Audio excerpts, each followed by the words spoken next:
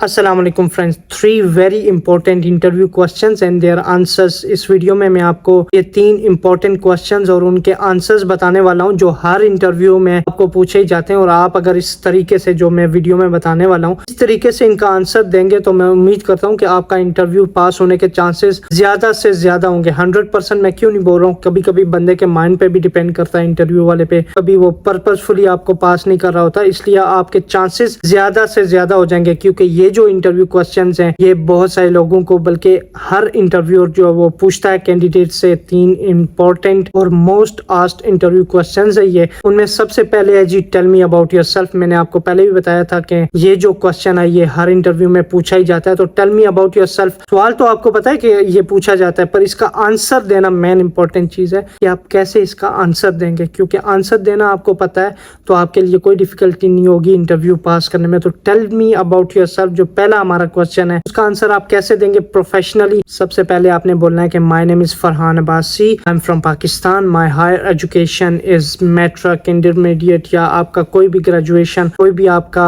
Education है वो आप उसको बताएंगे। उसके बाद आप बोलेंगे कि I have completed my matric graduation as I said, any degree you have you can mention here। के बाद आप बताएंगे I have completed my graduation in 2022 from Islamic University Rawalpindi. आप कोई भी एजुकेशन कोई भी यूनिवर्सिटी या कॉलेज अपना मेंशन कर सकते हैं जिससे आपने लिया है। उसके बाद if we talk about my experience I have 2 years of experience to work as salesman या sales manager in multinational company।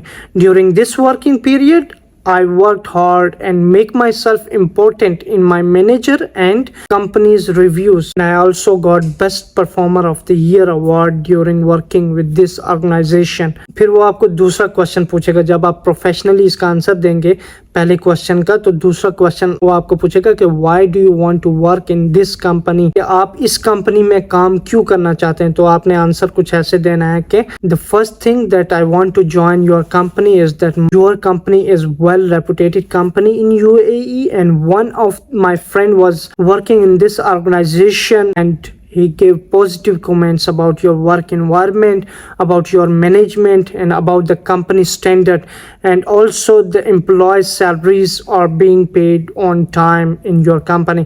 कि इस कंपनी में जो एम्प्लॉय की सैलरी है वो भी टाइम पे दी जाती है। और मेरे कुछ बंदे जानने वाले हैं वो भी इस कंपनी में काम कर रहे थे, तो उन्होंने जो है वो पॉजिटिव कमेंट्स दिए हैं, यानी कि अच्छा बोला है इस कंपनी के बारे में कि ये कंपनी अच्छी है। ये एक रीज़न है कि मैं ये कंपनी ज्वाइन करना चाहता हूँ।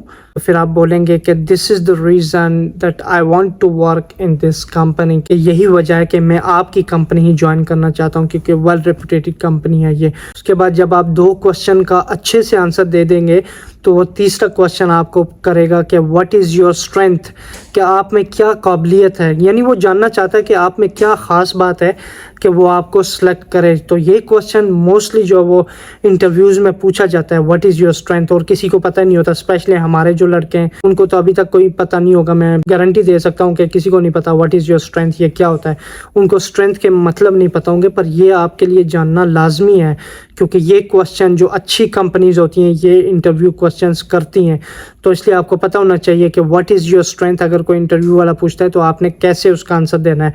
तो जब इंटरव्यू वाला आपको पूछेगा कि व्हाट इज़ योर स्ट्रेंथ, तो आपने बोलना है कि I am great team player, hard working person, and also I like to work under pressure, and also I am always trying to complete my task on time, whatever work my managers has given me to complete।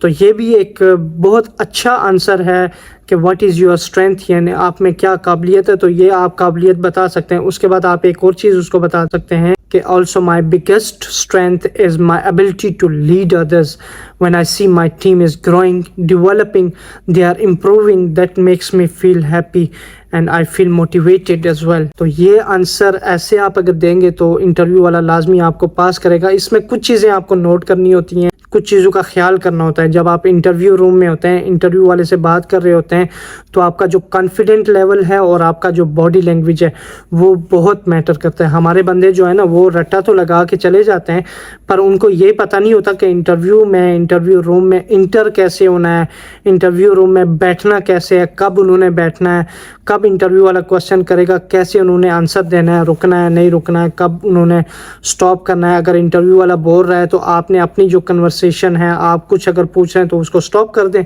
उसको अच्छे से सुने। ये एक best customer care skills में भी आता है कि जो सामने वाला आपको कुछ बोल रहा है तो आप स्टॉप हो जाएं और उसकी बात पूरी सुने। पूरी सुनने के बाद आप उसका आंसर दें। तो ये कुछ स्किल्स होती हैं जो आपको पता होनी चाहिए जब आप इंटरव्यू के लिए जाते हैं। कि जब इंटरव्यू रूम में आप इंटर होते हैं तो आपने नॉक करके इंटर होना है। उसके बाद जब आपको बैठने का बोले तभी आपने बैठना है, सीधा आपने जाके बैठ नहीं जाना है। इंटरव्यू वाला आपको बोलेगा प्लीज़ हैव अ सीट या प्लीज़ टेक योर सीट, तो भी आपने बैठना होता है। उसके बाद जब इंटरव्यू वाला आपको क्वेश्चन करेगा तो आपके बैठने का स्टाइल फुल कॉन्फिडेंस के साथ, आप खुश लग रहे हो, आप कंफ्यूज ना लग रहे हो, आपका कॉन्फिडेंस शो हो रहा हो कि आप जो है वो वेल प्रिपेयर्ड हैं इस इंटरव्यू के लिए और आप ही जो एम्प्लॉय हैं जिसको वो सिलेक्ट करेगा।